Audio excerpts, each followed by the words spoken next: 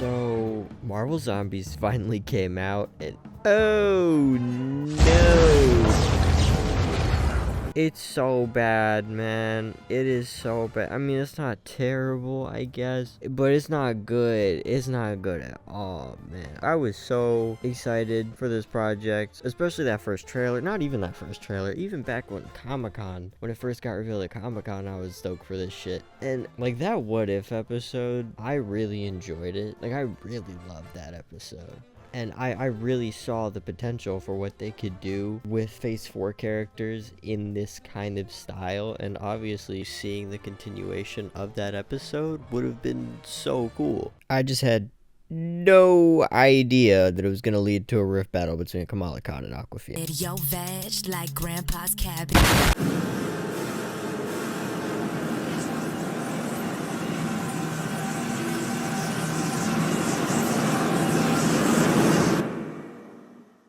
So I want to start with the biggest problem of this show, and surprisingly, it's the multiverse aspect. And I don't mean that this should have happened in the mainline MCU. Actually, okay, wait, that's actually a kind of cool idea. Wait, no, that would actually be really fire, fuck. But what I actually mean is, canonically, the outbreak of this universe happens during the events of Ant-Man and the Wasp.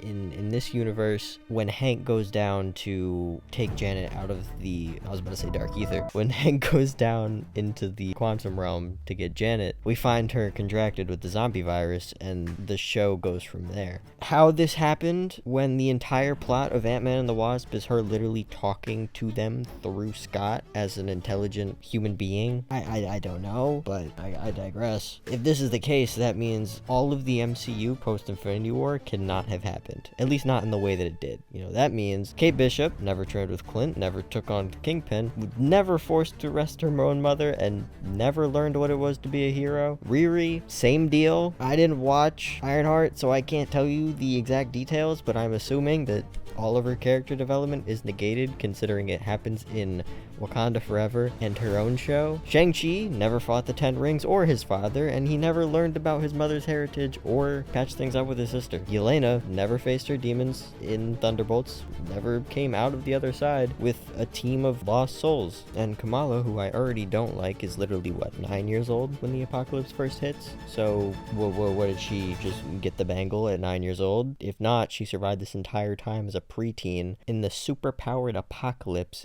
Boy, if you don't... What you get in the end is a bunch of characters that have no development whatsoever, and a show that completely relies on you watching other projects in hopes that you will care enough about these characters to watch them make it through. But since the events of those shows and movies don't happen, the system completely fails. They all just turn into MCU joke machines that we don't care about, because why should we? I didn't see these character struggles. I didn't see them being relatable. Shit, I didn't even see them being likable in the show. So why should I care? Because I've seen their faces before? If that's the case, I should care about the Fox X-Men, but just like this show, we forgot to give them character traits, so I don't. And don't get me wrong, I see what they're doing. After No Way Home, Peter Parker is very clearly not our young, carefree jokester character anymore. They're very clearly taking him in a darker direction, which I really appreciate with Brand New Day. But now there's a vacuum of that archetype in the MCU, and ever since No Way Home, they've been trying to fill it. Riri, Kate, Kamala, Billy, Tommy, Cassie, they for some reason need a character like this in the MCU, and ironically, I think they got it on the first try. Kate is a very serviceable character for that role, and also has room to grow. Then we just kept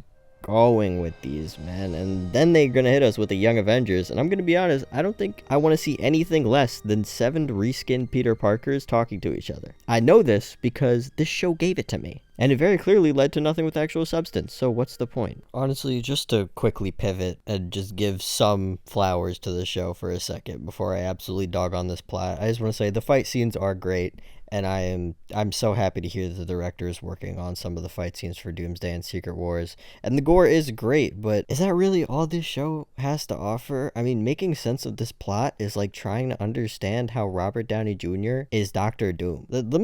I'm just gonna try to run through this without looking at the script, because I genuinely, it's so benign to me. So Wanda, she gains consciousness supposedly, I think, for like not full consciousness, but she's like smart enough to like speak and like manipulate our characters, so she's definitely smart. She basically is like, yo, I'm gonna turn everyone into zombies to make a better world. Which is cool, do that. But then, in the end, when she's trying to get Kamala's help, they did a weird parallel where Wanda and Kamala was like Wanda in America and Doctor Strange Multiverse of Madness. And I don't know why. Kamala isn't that strong. Wanda could have fucking decimated her at any point. She was not a threat at all. And at the end, she's like, man, I need your help, bro. We're gonna create a world where no more zombies and all this. And then she puts her in a world where there are no zombies for a second. And then it just turns out to be a dream sequence, and she gets woken up by Riri. So, Zombie Wanda created a new world that's still overrun by zombies, but I'm assuming everyone, because Riri's alive, and if Riri's alive, why isn't everyone else alive, you know? She created a world where everyone who would try to stop her is alive again, and there's just zombies. And just solely put Kamala in it. Like, why not just create the world you want and not put Kamala in, like, why the fuck does Kamala matter? Why did you put her in a whole Truman Show situation? Why not just kill her and get it over with? And if we are bringing everyone back, what the fuck was the point of the show when all it was shock value death after shock value death? I don't get it. Look, I understand that a big trope of zombie media is shock value deaths, but am I insane, or do you actually need to care about those characters that are dying off for those to actually matter? Let me just talk about episode 1 really quick, just for an example, right? Off rip, my favorite modern MCU character dies, and I felt nothing, absolutely nothing, because as I stated before, these aren't the characters I know at all. And this continues. Riri dies immediately after. The only reason I was even slightly upset when these things happened is because I realized for the next 4 episodes, the entire show, I would be following my least favorite MCU character. But we continue through the episode, you know, meeting up with pre-Thunderbolts Yelena and her family. Her mom dies for some reason. There's a cool fight scene with Moon Knight and Blade though, so that's dope. Ghost is just used as fodder because, you know, fight moments Nora. And this trend just continues. Red Guardian, Yelena, Blade, Shang-Chi, Thor. Thor probably the worst of all. I don't know why he's so weak. He can't take out zombie Thanos, but Black Panther can with one leg. Again, it just leads to more moments of me calling out this show for being stupid instead of getting invested in it, because there's nothing to get invested in. No, real quick, let's go to another horror project with a cast that all ends up dead in the end.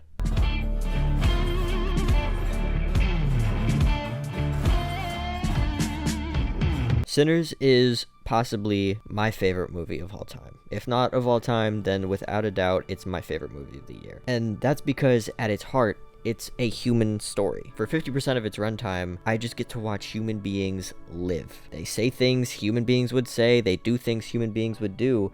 So when they start dying off, I feel that. When Mary goes out to speak with the vampires, I feel scared for her. When Smoke is clutching his dying brother in his arms as Stack tells him how scared he is to die, I damn near tear up.